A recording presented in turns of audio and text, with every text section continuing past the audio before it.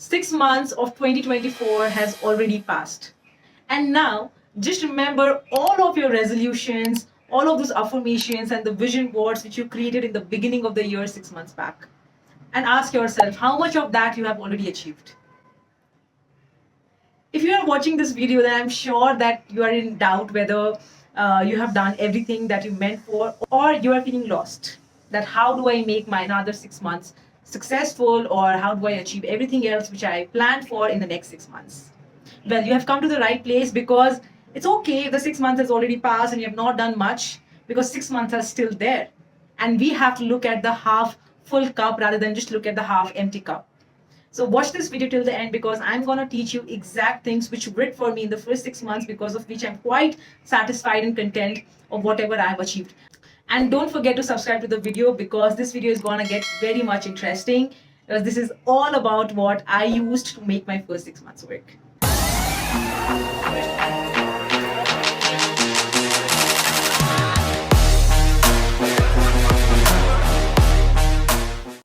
Hi everyone, I'm Aditi Goyal and I'm a learning and development entrepreneur. I'm also a content creator who creates videos on betterment of personal and professional life, so that you can achieve everything that you want and still feel satisfied and content. In this video, we are going to look into what you can do now to make your next 6 months better, so that by the end of this year, you feel satisfied, content, and absolutely happy about whatever you have achieved. The first thing which you're going to do right away is to figure out what are the top 3 goals which you're going to work out for the next 6 months. Now, why I'm asking you to just focus on the 3 goals? See, because if you are trying to again go back to the beginning of the year and look at all the resolutions and you're trying to achieve that in 6 months, so just imagine how is it even possible, because you could not do anything in the first 6 months. So you just have 6 more months left. That is just 50% of the time. And in that, if you're going to work on all those 10 goals or 15 goals which you made in the beginning of the year, it's just going to get more messy and less rewarding. So in this situation, you just now take out 3 goals, and I would suggest you to make it in different areas of your life. For example, let's say one of your goals can be around financial well-being, that I want to be more financially free by this year. That can be one of the goals. Another goal can be around your maybe weight or your health, or around your body or your mental health. The third goal can be around your career or your relationship. So what I mean to say is that you need to make your top 3 goals in different sectors, so that your overall life gets improved, rather than just focusing on one area and leaving you discontent in all the other areas. So that's the first thing. So now when you have decided on what are the top 3 goals, the second thing which you do is break them down into actions. For example, if you want to get financially free, what are you going to do? Let's say you would want to start with first of all assessing your current financial situation. For this, if you want to get a help of your CA friend or any other person who is good in finances, then you can even do that. But please make sure that the person is trustworthy, because it's a matter of finances, right? So second of all, you would want to assess your current spendings, your current savings, your current investments. So look into all of it and try to see how it has grown in last 6 months, whether expenses have increased in the last 6 months, and are those expenses necessary. So you have to make a detailed assessment of each and everything, where you're spending your money, where the money is coming from. Is it really necessary to spend the money in those areas? So you look into all of that, and then you make a plan that, okay, I would decrease my budget, my expense budget by 10% or 20%, and I will make sure that I put in more efforts on increasing my income. So this is also how you are supposed to, first of all, list down all the actions you're supposed to take to make sure you're achieving all the top 3 goals. If you want to pause this video and want to make an action plan for each of the goals you have written, please feel free to do so. Moving on. As you have now assessed your current situation and where you want to reach along with the action plan, now you try to figure out what are the obstacles which you faced in the last 6 months. For example, you got demotivated easily. Or let's say there were some factors which were outside of your control and did not work out. So you are going to basically list down all the obstacles and risk factors that are there while you were trying to achieve those goals. Because the demotivation factor or any other factor can hit you again and stop you from achieving again in the next 6 months. So it's better to be aware about it and also to figure out a way around it. For example, I'll give you my personal example. We wanted to achieve one goal in our business, that we wanted to open our training sessions and coaching sessions for more public rather than just companies. So we tried to put in a lot of effort to organize open sessions, but apparently that did not work out for us. Like, even if you're charging very minimum just to cover the venue and the fooding cost, it still did not turn around as we expected it to be. So we were trying to figure out what's the reason behind it. So some of the times it was because of the day. So many people had office hours during that day, because of which they could not come out for the session. Some of the times the issue was because of the current economic situation, where people don't want to spend unnecessarily on different things. So now, since we know our obstacles, we definitely try to work around that. And now we have come up with a strategy where we'll be partnering with any other institution who has more of such database or more of such reach, where they do open sessions publicly. So this is how we are trying to turn around our way to achieve our goal for the next 6 months. So you can take this as a reference point for your current goals also, and try to figure out a way around your obstacles, which you are now aware of. Next step which you're supposed to take is to see which are the goals where you were trying to achieve perfection in the past. Sometimes what happen is that we want to take an action, but we want to be fully prepared for it, so that we don't have any sort of failure in it, and we have a short take this time. And because of this sole reason of perfectionism, either we procrastinate doing that action, or we again fail it. So you have to now see where are the areas where you're trying to seek perfection. For example, let's say you want to start your side hustle, or let's say you want to start your online store as a part of your goal.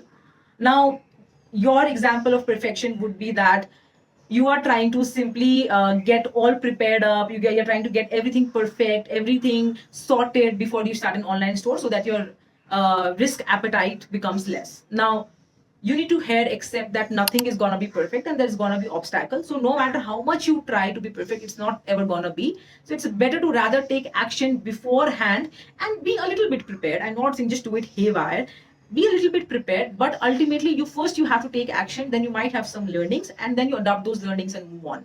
Most of the times, it's your habit of achieving that perfectionism before doing anything that stops you from achieving anything. So it's better suggested that you don't get into the loop of perfectionism, rather try to take the action, and then maybe take those learnings and try to improve. And every time you again post or whatever you do, so based on that, you try to make everything better next time. So this is how you make sure that you don't get into the loop of perfectionism. The next thing which you're supposed to do is to tie an reward to it, because most of the times we also lose a motivation. For example, let's say you want to lose weight, which I also want to lose, which I haven't been able to, but though I'm trying. So what happens is that we start doing it, we don't see the results, and then ultimately we just let it be, and we don't get the motivation to do it because we want instant results since we are Gen Z. So in this case, rather than just getting into this pain of not achieving things fast and letting it be, you should rather focus on rewarding yourself after every milestone. For example, the action plan which you have made in the second step, try to link and reward after every milestone you achieve in that action plan. Okay. So when you do that, you will have much more motivation to achieve that reward, rather than just hit the end goal directly, because that is not really possible. You have to pass through some milestones to achieve that end goal. So it's better to rather link an award after achieving a milestone than to just keep on unnecessarily pushing yourself, even if you don't have mood, because even that's not going to work. Yeah. So that's another thing which you're supposed to do, just to make sure that by the end of the 6 months, your life is different than what you are right now, and you're breaking the cycle of mediocrity. Moving on to the last step, it's the discipline. Everything you're doing, it's just the discipline. Let's say, for example, your goal is to be financially free, or let's say your goal is to reach somewhere in your career, and you have designed your action plan. Now, if you think that you're just going to do it for a day, or let's say for a week, or for 1 month, is that going to work? Just ask yourself, like, how often it works that you just do it one time and your goal is achieved. Basically, that would be just a task, that wouldn't be a goal. So for any of your goals to be achieved, you need to have a consistent action for that. And for that consistency, you need discipline. So for that, even there'll be days where you don't want to do it. For example, in our business, the sales turnaround time is very slow. I mean, since we have to directly work with MNCs and the top companies in our nation, I mean, the decision cycle is so long that a person would, I mean, be literally bored out of it and would give up, right? But for us, discipline there looks like in the form of following up every week, trying to revive the conversation. Either ways, if that last proposal didn't work out, we create something else, and then we try to work out with them. So this consistency and this discipline shows even the other person that, okay, yeah, this person is resilient, and it also shows you that how much can you go forward for your goals. So in this case, your discipline is absolutely important, And I recently created a video on discipline as well. Just my last video was on discipline. I have linked up in the description, and you can even see up in the right side that there is the video on the discipline which I created last time. That is gonna give you more clarity on how you can actionably bring discipline in your life. Because trust me, without discipline, I don't think any great person became great without discipline. So it's the secret ingredient is the discipline. And for you to change your life in the next 6 months, of course, you have to do all of the 6 steps. But whatever you do, even if you change your goal, even if you change your mood, whatever you do, your discipline is required. Then only you will be able to achieve whatever you have to. So you just have next 6 months. If you really want to make 2024 your year, you must have said to your friends, bro, this is gonna be my year. So if you really want to make 2024 your year, then please apply all of these 6 steps, because 6 months are still there. It's not late.